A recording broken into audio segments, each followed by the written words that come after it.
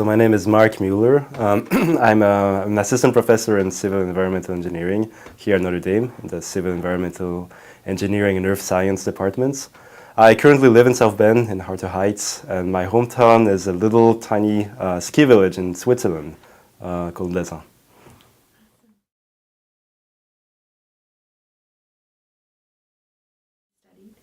So I went to school in a public university called EPFL in Lausanne in Switzerland. It's an engineering school, very technical engineering school. I studied material science first. I did a bachelor in material science, then switched to civil engineering, did a bachelor in civil engineering, then a master in civil engineering. Then I went to Berkeley in California and did a PhD in environmental engineering.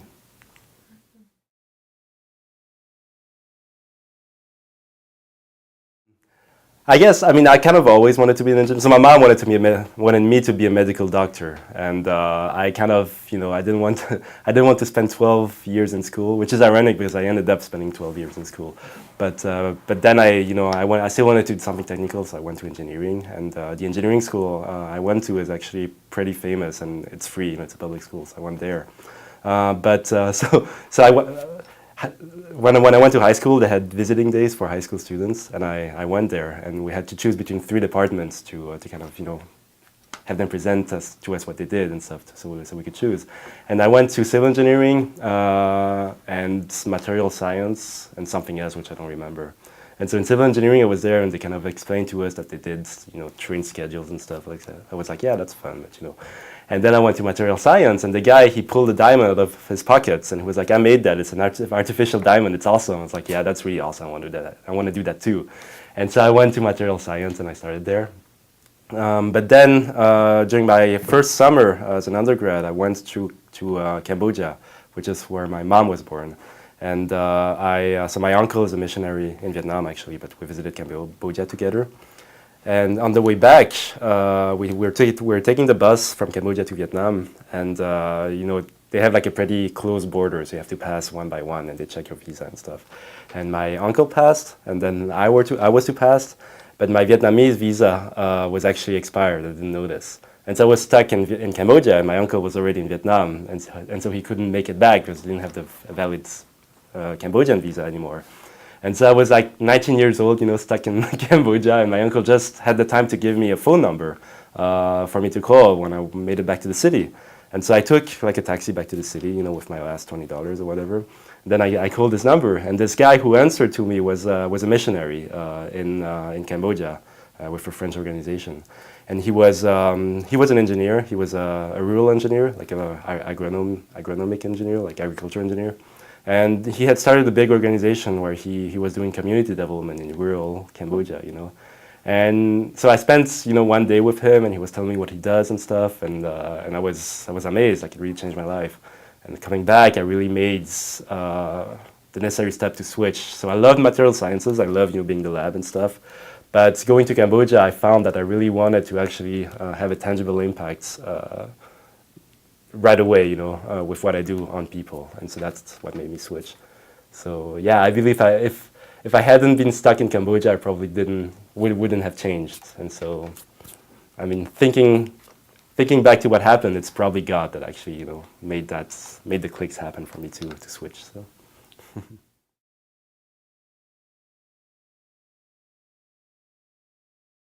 Yeah, I mean, so I switched to civil engineering, and then I did structures and all this kind of stuff. And I was most fascinated by water because this engineer I was telling you about, he's involved in community development, and one of the big issues in Cambodia is water. And so I kind of switched toward first water quality. So I worked on arsenic. There's a big arsenic problem in Cambodia on groundwater, so we developed technologies to alleviate it. And then I kind of switched toward water resources because, I mean, I like chemistry, but it's not, I prefer, math and physics. I kind of switched towards that.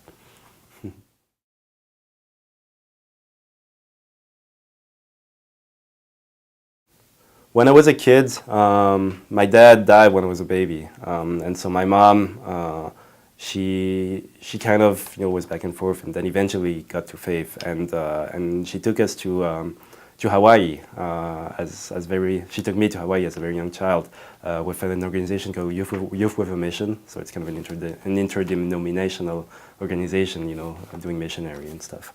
And so I spent my early childhood there, you know, and I was kind of growing up in faith there and stuff.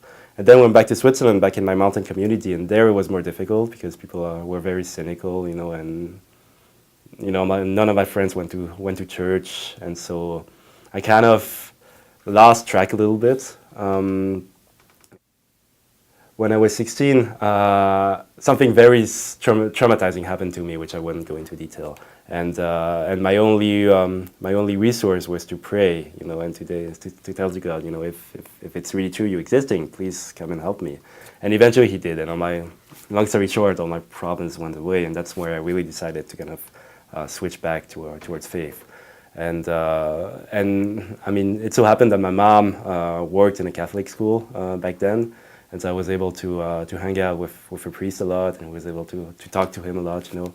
And in 2002, so I mean, it doesn't make me younger, but in 2002 there was a World Youth Day in Toronto in Canada, and this priest paid for me to go there, and it was really amazing. So back then the Pope was John Paul II, and he had all these youth, you know, swarming towards Toronto, you know, and just spreading their faith. It was really amazing, and I've never seen that. And you know, during my childhood, it was really, I was missing this fact that other young people were also believing, and so I was really able to see that, you know, believing is actually cool. Like other people also do it and stuff, and that kind of really changed me. And so when I went back to Switzerland and started college, I was really involved in a Bible reading group. So it was kind of a student-led Bible reading group. And you know, the public schools in Switzerland are really, really secular. So you're not supposed to talk neither politics nor faith. And so the environment was kind of difficult. But I was able to make my really, really good friends there, and actually meet my wife. And yeah, the rest is history. So.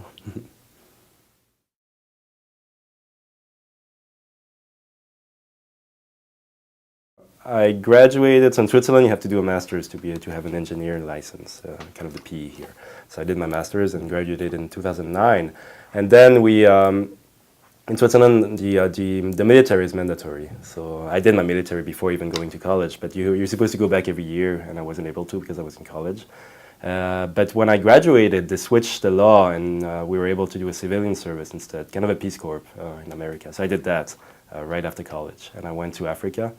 And we built, so it was in Tanzania, in a very remote place, like in a village. And we built a water supply system with local workers, you know, and stuff.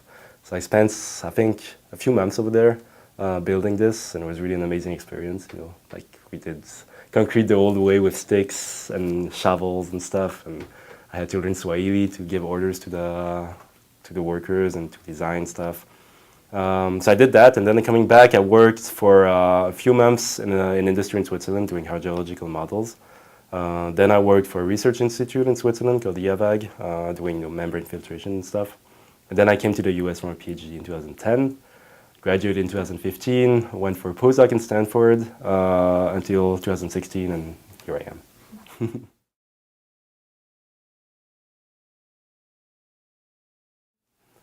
So I just started, like literally 2 months ago, so I'm kind of settling in, but I'm teaching. I'm teaching a freshman class on sustainable development in a changing world. Sorry, I should know the title better. But it's mostly, you know, making younger students aware of sustainable development issue, especially when in the context of global warming. So there's a lot of reading, you know, discussing in class, simple problem solvings and stuff. And otherwise, I do research. So my main area of focus right now is the use of satellite data in places where you can't go, so conflicts, you know, disaster, to kind of see to what extent we could predict the way people manage water resources, and whether knowing this information with satellite data will change the way people manage the resources.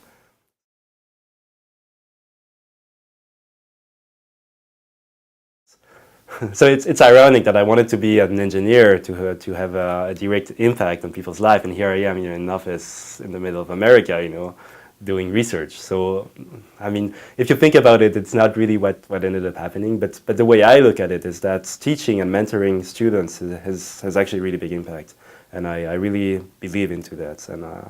you know, I think if God could use me, even for that, you know, to kind of lead young people towards fulfilling lives and lives that can make an impact, I think that's amazing.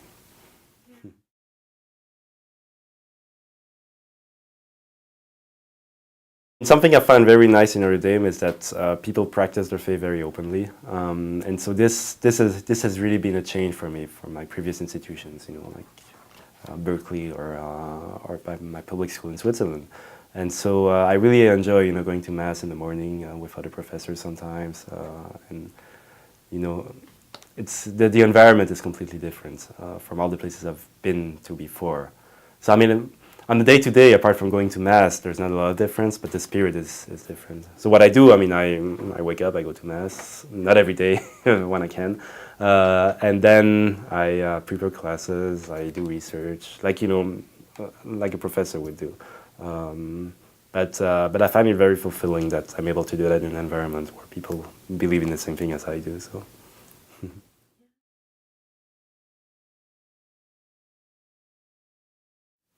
I guess don't be afraid to go to the end of your dreams, you know? Like, I think it's easy as an engineer to be stuck in routine. Like, you know, most of us, me at least, went into engineering because it's something creative in essence, you know, designing, it's something that really uses your creativity. But I think it's easy to kind of lose this vision and lose this creativity and just, you know, calculating stuff and doing day-to-day work, you know, and just, I mean, in the Bible it says you shouldn't worry about tomorrow, and so living a day-to-day. I kind of agree, but I think it's good to have a vision on the long term, you know, and to have a dream, and you know, to kind of really have an objective of making a better world, make a change, and kind of really having that in mind with every step you take for that to happen.